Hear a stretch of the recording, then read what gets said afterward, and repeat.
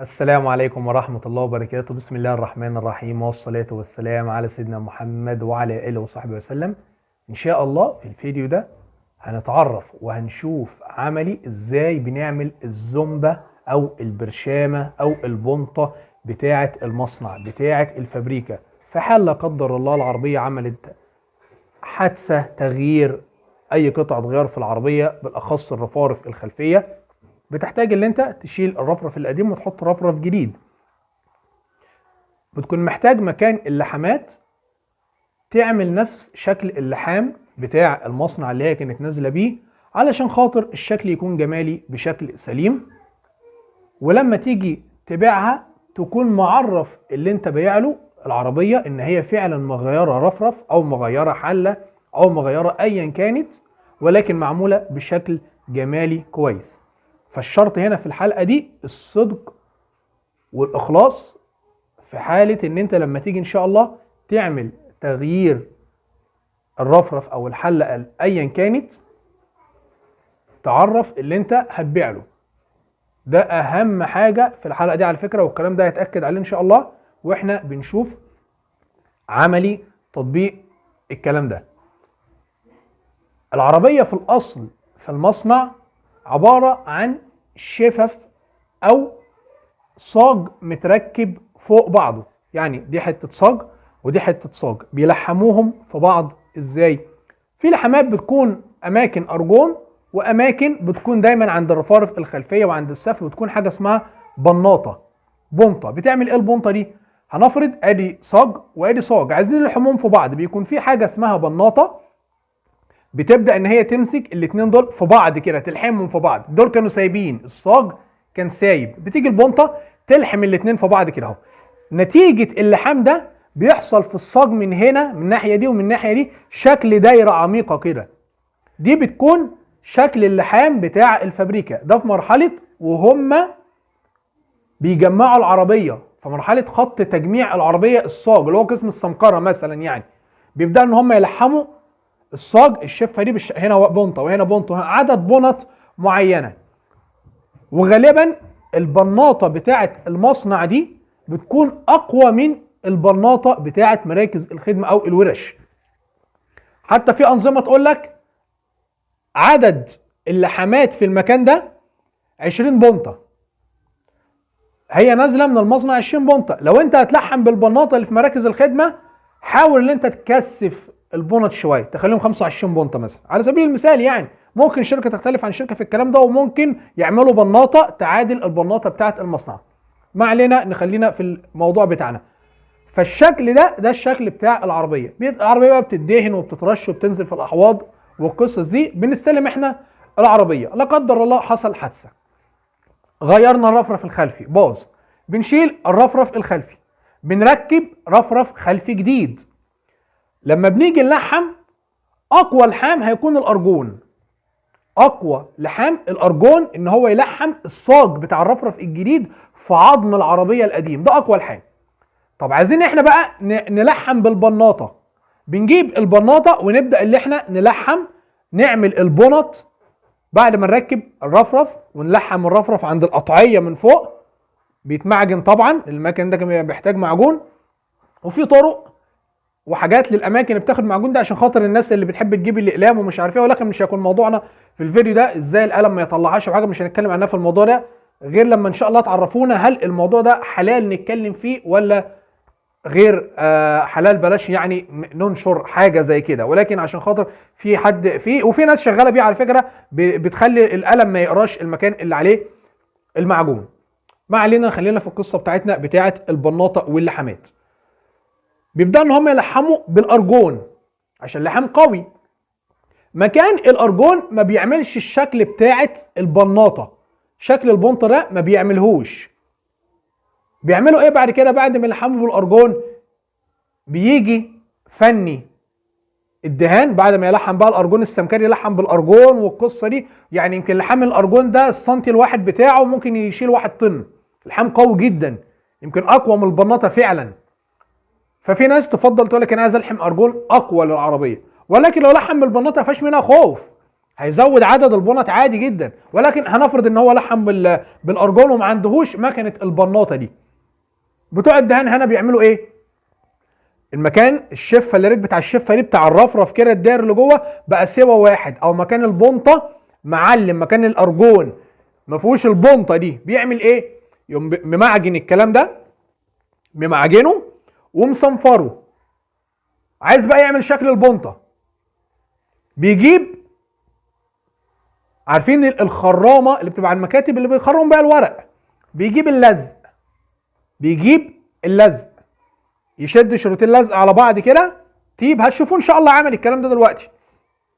وبعد كده بيخرم بالخرامه دي، يبدا يعمل بالخرامه كده، يطلع من مكان الخرامه دي حته لزق صغيره كده اهو، يقوم لزقها على طول الرفرف، يلزق مثلا 10 حتت لزق كده بمكان 10 حتت لزق مدورين صغيرين يلزقهم، يقوم مبطن فيلر، يقوم مبطن فوق منهم، يبطن فيلر او اساس فوق منهم. بعد ما ينشف يقوم شايله، يقوم شايل مكان الفيلر ده، مكان اللزقه دي، اصبح هنا مكان اللزقه ده تحتميها ايه؟ تحتها المعجون او الصاج السليم، بس هيكون عامل له عمق او فتحه خرم كده مكان ما هو شال اللزق. بيبدا بعد كده بقى يصنفر الفيلر ده ويرش، ويحصل على الشكل اللي هو بتاع الزومبه او بتاع البنطه. وفي طريقه تانية برضك بتاع الدهان بيشتغل عليها، فني الدهان الحاجات دي بتتعمل كشكل جمالي. انت لما تيجي تعمل حاجه زي كده بشرط المصداقيه، تعمل الحاجه دي انت بتجمل من شكل الحاجه، مش بتعملها علشان خاطر تغش غيرك.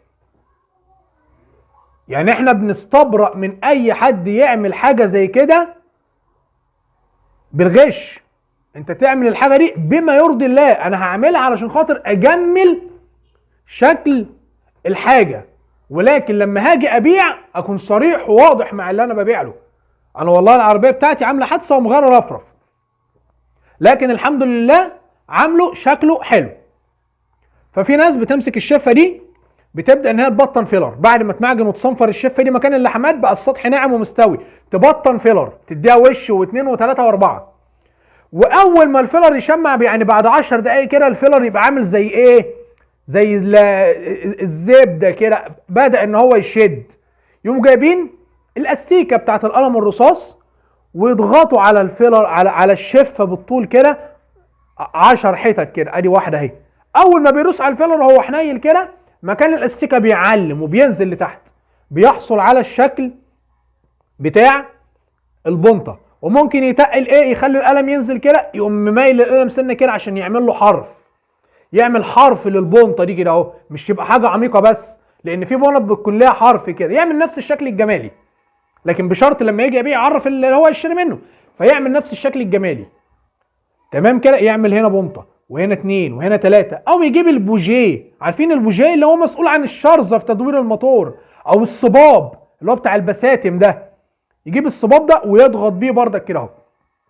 ولما يجي يصنفر الفيلر، لو هو بقى عامل الشكل اللي احنا قلنا عليه، بيميل القلم الرصاص سنه كده ويعمل لها ده سن صغير كده من فوق، مش يدوس كده بس، لا يدوس كده ويبدا يميل سنه، يعمل لها ايه، عتبه كده صغيره او حرف صغير. وهو بيصنفر الفيلر هنا بنطه وهنا بنطه، يحاول يصنفر كده ايه، ما يجيش عند البنط دي عشان ما يكسرش السن اللي هو عمله، او يلزقه بعد ما الفيلر ينشف تماما، يلزق مكان البنط اللي عملها دي عشان هو بيصنفر ما يجيش عندها ويكسر السن ده، او هو بيصنفر يحاول ايه، يصنفر ما بين البنطه والتانيه.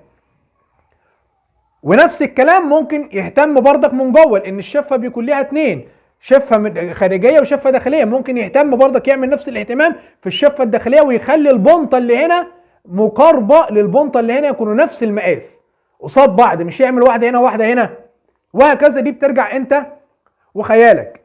وفي ناس تانية بتجيب الشفه على الشفه اهي، بعد ما لحمها بالارجون، يجي بتاع الدهان يمعجن على قد اللحام الارجون قشره كده صغيره. وفي فنيين كده بيحموا لحام الارجون وينعموه كده بالصاروخ ومكنه الصنفره، يخلوه السطح كله الشفه كلها ناعمه لكن ما فيهاش ذنب.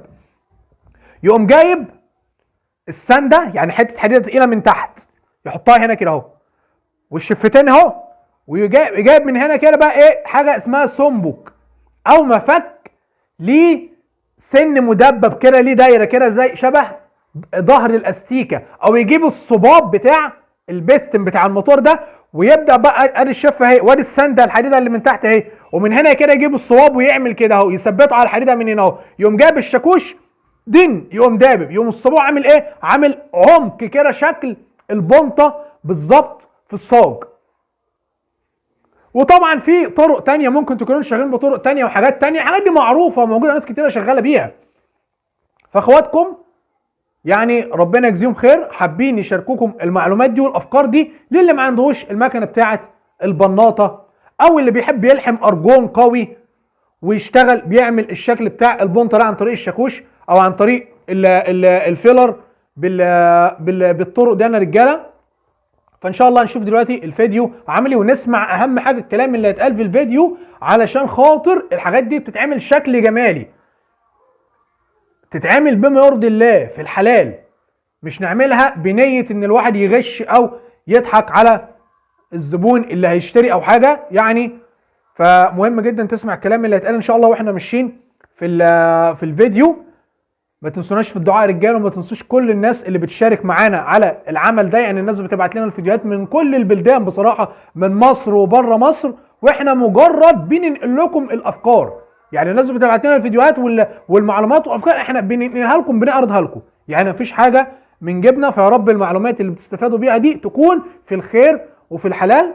نشوف مع بعضينا الفيديو على بركة الله، والسلام عليكم ورحمة الله وبركاته. السلام عليكم يا احمد يا جمال، وسلام لكل اعضاء الجروب. هو ردا على الموضوع اللي انت فتحته يا احمد، اللي هو بتاع البنط، وان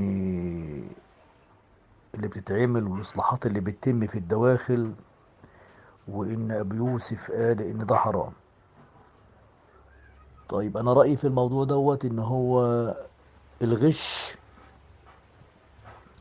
في الشغلانه دي تحديدا هم حاجتين او مصدرين. المصدر الاولاني الصنايعي اللي هو بيعالج العيب اللي موجود في العربية.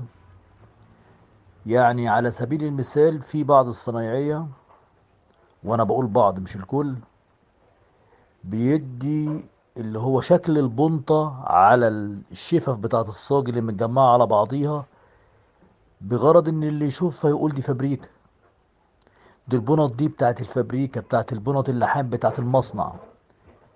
طبعا اللي يعمل ده كده ده غش صريح، اللي يعمل كده ده غش صريح. طيب حاجة محتاجة مثلا تبويطة، محتاجة رد صاج، بحيث ان هو يقلل معجون، والصنايعي كبر دماغه وراح ممحرها معجون، ده غش صريح. فحد بقى نيجي للنقطة التانية، المصدر التاني، وهو ايه؟ ان واحد لا قدر الله مثلا عربيته عملت حادثة وغير فيها رفرف خلفي، يعني حصل قطع، فبالتالي هو بيروح لحد مش فاهم او فاهم، او مركز غير له الرفرف. المركز عمل شغله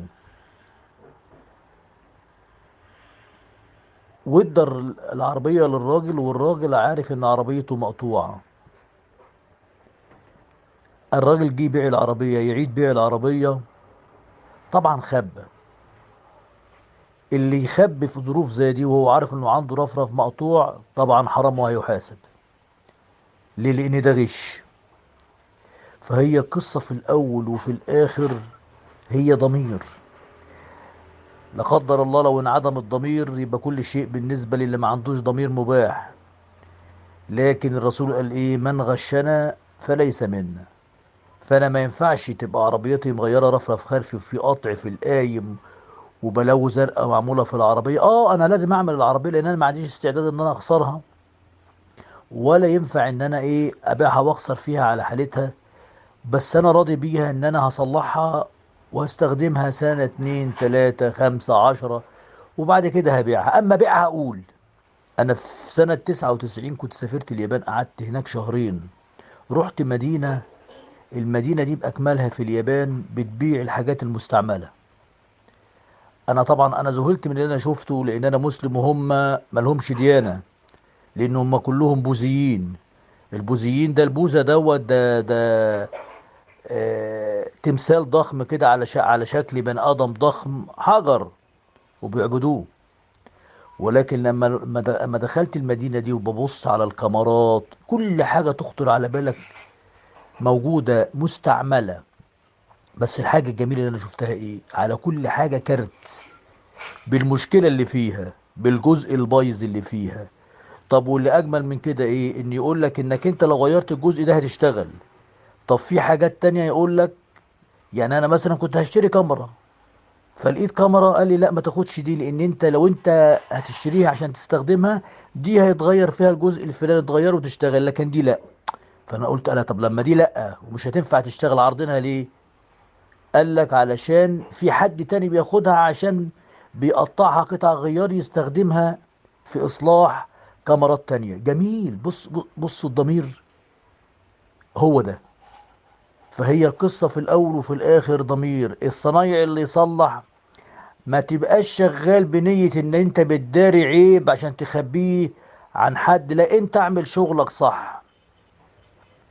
واخد بالك؟ وحتى لو هتجمل شغلك اللي انت عملته صح عشان ما يبانش ان كان في عيب كبير فيه، اعمل كده. بس في الاخر عشان تخلص ضميرك، قول لصاحب العربية انا عملت لك الصح اللي ما يبانش، بس يا ريت لما تيجي تبيع ابقى اعلن عن العيب اللي في العربية علشان ما تشيلش ذنب. انت اعمل شغلك صح. انا لو عربيتي فيها عيب وحصل فيها كذا، انا هجمل فيها كل حاجه بحيث ان هي ما يبانش، بس في الاخر ايه؟ اما اجي ابيع اقول لا، دي كانت حادثه ومغيره رفرف خلفي. لكن انا اغمي الزبون واديله العربيه على انها سليمه، وبعد كده يكتشف الكلام ده ويجي يقول، يجي مثلا لو رجع لي يقول اقول له ما اعرفكش، البيع تم وخلاص. لا، تم ده غش.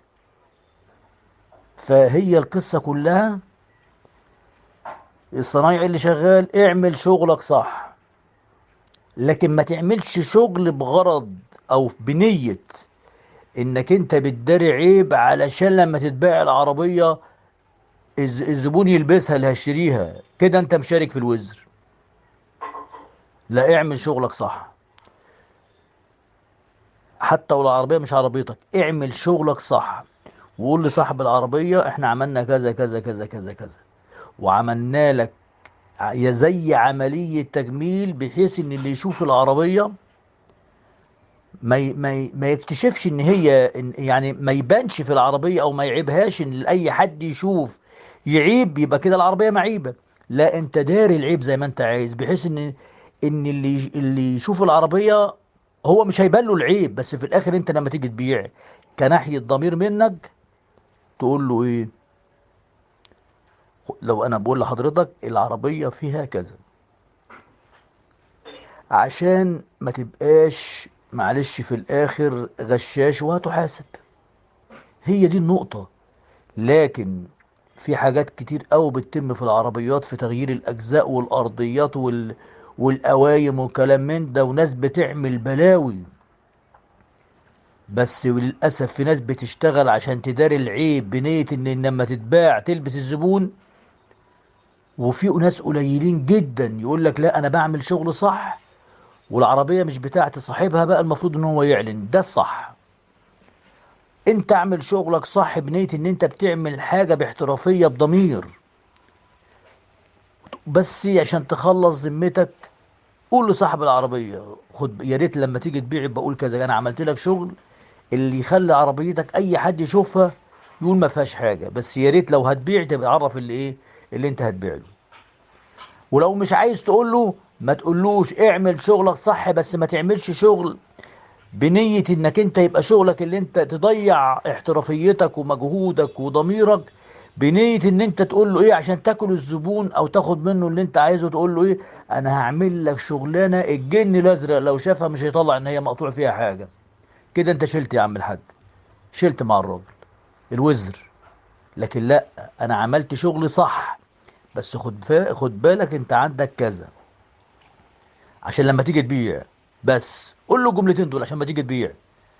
انا عملت لك شغل باحترافيه بضمير عشان العربيه ما يبقاش شكلها وحش، وعملت لك شغلك صح عشان العربيه ما تبانش ان هي معيبه. لكن ايه، خد بالك انت بقى لما تيجي تبيع، خد بالك انت لما تيجي تبيع ان انت ايه، صحي ضميرك. ما تبقاش عربيه معيبه ينزل من ثمنها 20 ولا 25 ألف جنيه ولا 30 ألف جنيه وتبيعها على إنها سليمة. طب ما الفلوس دي كده حرام، من غشنا فليس منه. بس لكن في الآخر الكلام مباح في الموضوع دوت، والشغل مباح بجميع كل حاجة. أنت بتصلح حاجة معيبة، أنت عربية خردة بترجعها عربية ماشية على الأرض، عربية مش نافعة خالص، أحيتها من جديد. الله ينور عليك، أنت عملت شغلك صح. لكن هي ما تعملش شغل بنية انك تخبي عيب، يعني ليس يطلع كويس. لا، ادي مثلا شكل البنط على ان دي بنط مصنع، وهي لا بنط ولا نيله، والشفتين لو ضربت فيهم مفك وقرصت عليها يبقوا مفتوحين، ده غش. اعمل شغلك صح وجمل شغلك بنية ان انت بتعمل الشغل الصح. لكن لما تيجي تبيع تعلن. ماشي يا رجالة، وربنا يكفينا جميعا شر الحرام يا رب، وبارك لنا في الحلال اللي هو ببركته كل حاجة بتزيد. شكرا يا رجالة.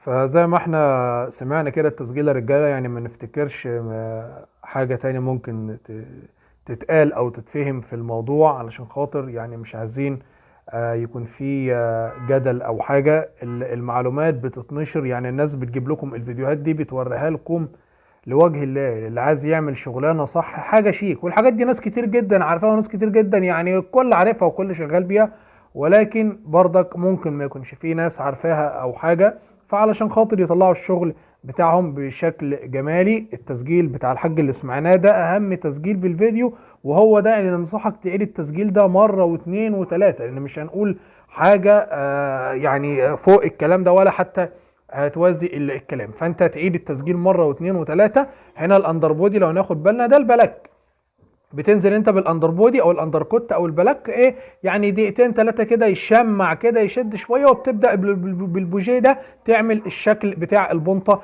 اللي احنا شايفينه كده كشكل جمالي. تكون انت متفق مع صاحب العربيه ده شكل جمالي، تيجي تبيع بما يرضي الله، تعرف بما يرضي الله. لان كل فني بيعمل حاجه حلوه، في الفني اللي بيعرف يطلع ان العربيه معموله صح او مش معموله، يعني معموله في المصنع او معموله انت عاملها في الورشه. يعني كل واحد ماهر في شغلانه في الامهر منه، وهكذا. هنا لو ناخد بالنا كده برضك، يعني اخ كريم كده حابب برضك يشارككم الطريقه هنا، السيلر، وعامل فوق السيلر شكل البنطه شكل جمالي. واحد عايز يروق على عربيته شكل ما مش معاه هو امكانيه ان هو محتاج يغير او حاجه، بيحصل على الشكل اللي هو المطلوب. وهنشوف ان شاء الله برضك في الفيديوهات دلوقتي بقيه الطرق. انت عندك اي فكره، اي اضافه، اي معلومه، سيبها في التعليقات، وان شاء الله في التعليق المثبت بتاع الفيديو ده ان شاء الله لو في جديد او طرق مختلفه او حاجه هنبدا ان شاء الله ننزلها في التعليق المثبت بتاع الفيديو ده وعلامه اي فوق. فانت عندك اي اضافه سيبها في التعليقات. الطرق دي مجرد للناس اللي هي عايزه تعمل شكل جمالي، الناس اللي ما عندهاش البناطه اللي بتشوفوها معانا، الناس اللي هي عاوزه تلحم ارجون، واللي عارفين مكنه الارجون ما بتعملش شكل البنطه، وهكذا. اهم حاجه في الموضوع زي ما الحاج سمعنا في التسجيل، تشتغل بما يرضي الله. القناه قناتكم، مسؤوليتكم. اي اضافه، اي تعليق عندك، اي استفسار، عاوز في حاجه مش عاجباك تقول في الفيديو، القناه مسؤوليتك، مسؤوليه الكل. ما تنسوش الناس اللي شغاله معانا على القناه زي ما انتم شايفين يا رجاله، الناس بتبعت لكم الفيديوهات من اخر الدنيا. ما تنسوش الناس دي في الدعاء رجاله. ما تنسوش تدعوا لامواتكم وامواتنا وجميع اموات المسلمين. نسيبكم تكملوا الفيديو. كان معاكم اخوكم احمد جمال، والسلام عليكم ورحمه الله وبركاته.